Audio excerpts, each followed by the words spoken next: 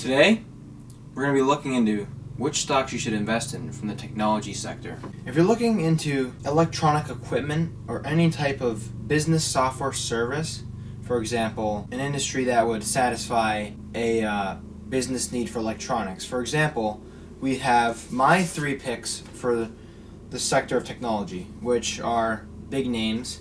We've got Microsoft, Apple, and IBM. So for the products and services of Apple, you all know what this is. It's an iPhone. So what are the biggest products from Apple? I would consider it their computers. Apple's first computer was announced in 1976. It was an idea by Steve Jobs and his friend. Steve Jobs' friend was named Steve Wozniak, and he was the one that built and designed the computer. Ever since they introduced this computer to the marketplace, they've been growing ever since.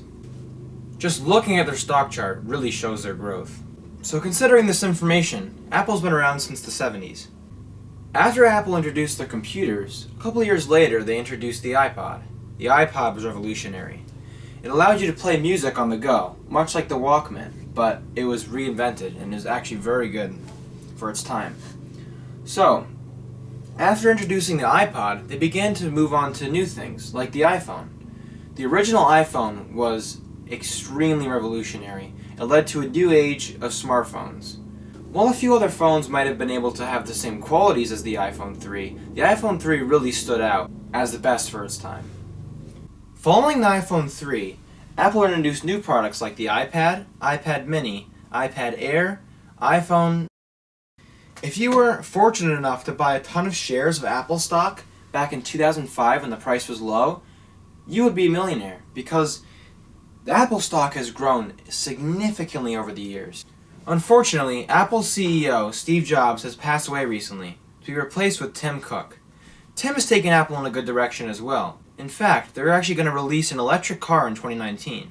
It's clear to me that Apple seeks growth because they're looking into the automotive industry. This is interesting considering that they've only sold technology. It's a big step ahead for them.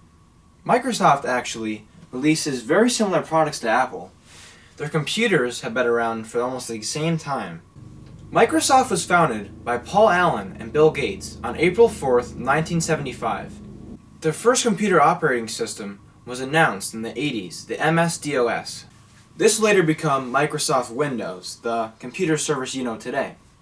In fact, the computers we use in our classrooms utilizes this software. IBM, Apple's other competitor, shattered patent records in 2010.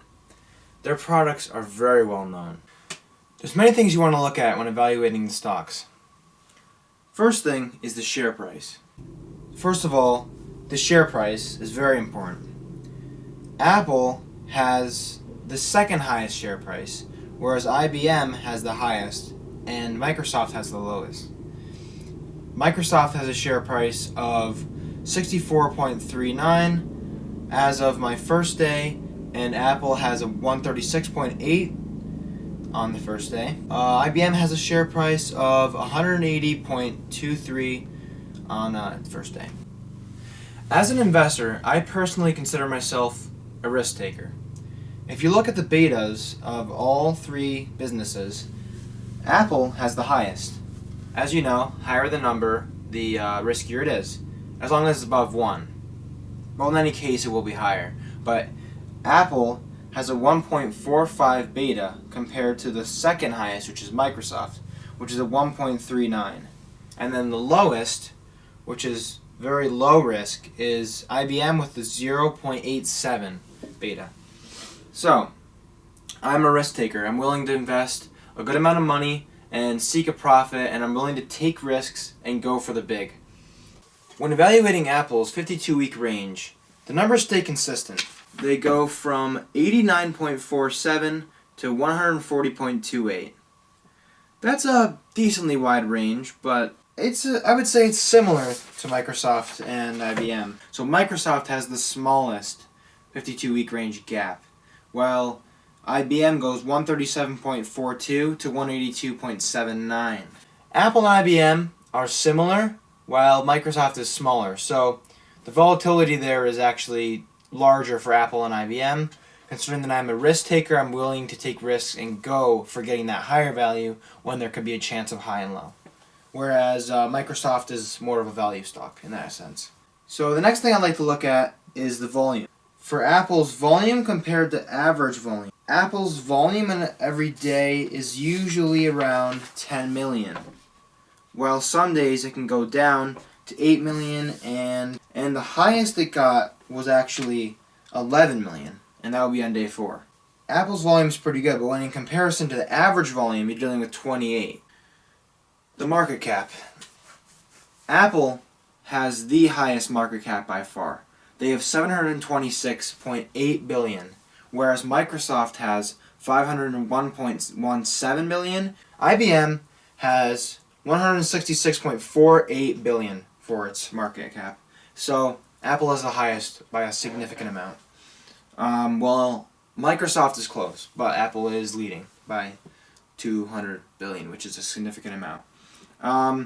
For the PE ratio, though, which is interesting, Apple's in the middle, whereas Microsoft has the highest and IBM has the lowest. So for the PE ratio, the higher number shows growth. The lower number is a value stock. So you actually want a higher number, whereas a lower number is less risky, because keep in mind that the PE ratio measures the risk factor. And since I have said I'm a risk taker when investing, I would rather go for a risky stock rather than investing in a value stock. So IBM or Apple, actually no, take that back. Microsoft and Apple are both risky stocks. I remember I said Microsoft's a value stock, but Microsoft's actually a risk stock. So if you are a complete risk taker, you want to get the most risky option, I would go for Microsoft. But since I don't want to risk too much, I'm going to stick with Apple. That's why I am going for the semi-riskiness of Apple while not being a low amount of riskiness of the IBM. And the final thing I would like to look at is the earnings per share.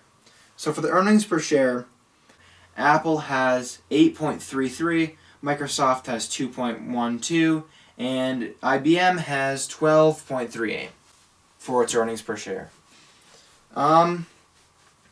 Alright, that would be all the stock details. Here's what I found on the web for how many offices does Apple have.